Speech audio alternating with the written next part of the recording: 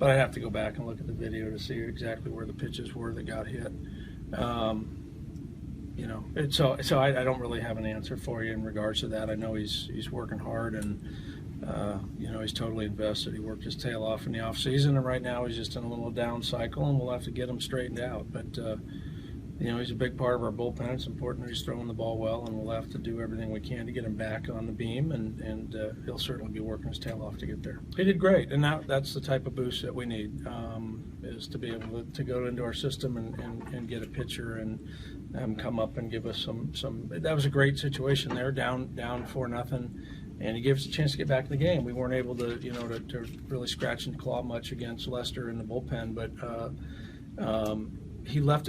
Had we been able to, he left the score there at 4-0, and did that a really nice job in that situation. So there was our bright spot for today's game. You know, I think we're giving him a little too much credit there. I think that's the problem with when you get in trouble with a team like this, is that you pitch and you give them way too much credit. They see way too many pitches. You see where their walks are as a team.